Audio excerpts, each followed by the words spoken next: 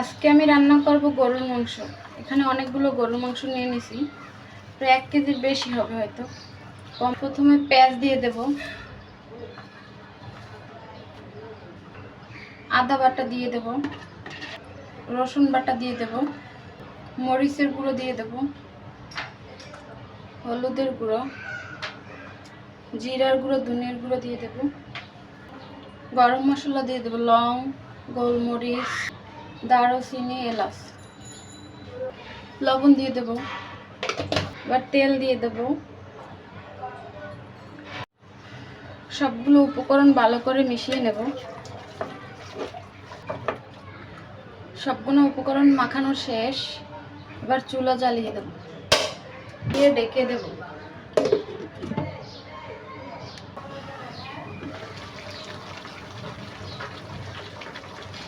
ঢাকনা তুলে সামান্য একটু নেড়ে দেব।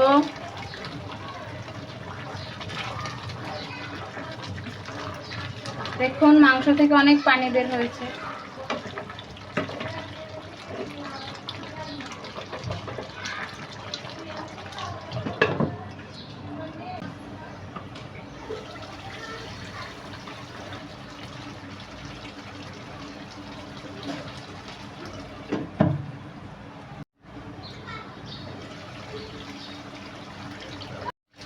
এবার ঢাকনা তুলে এর ভিতর আমি তেজপাতা দিয়ে দেব।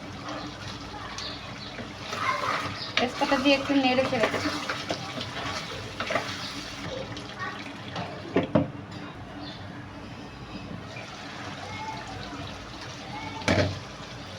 দেখুন মাংস কষানো হয়ে গেছে। এবার এর ভিতর থেকে তেল বের হয়েছে।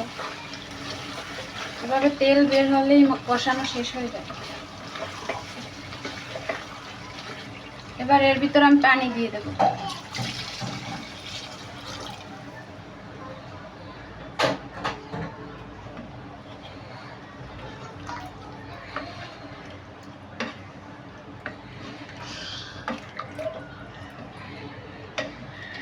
এবার ঢাকনা দিয়ে দেব। এবার এর ভিতর আমি আলু দিয়ে দেব।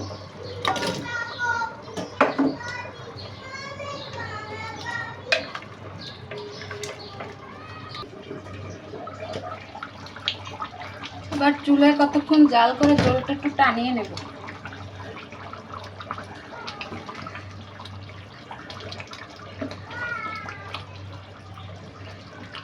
আর এর ভিতর আলুগুলো সেদ্ধ হয়ে যাবে খুব সুন্দর করে।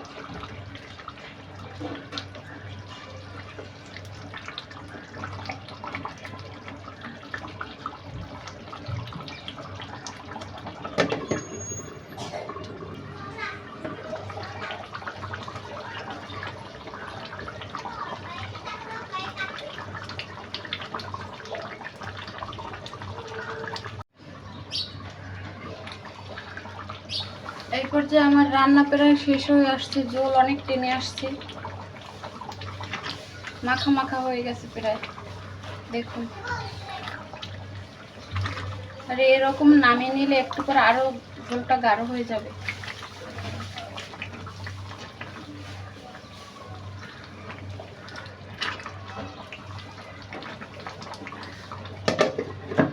এবার আমি চুলা অফ করে দেব।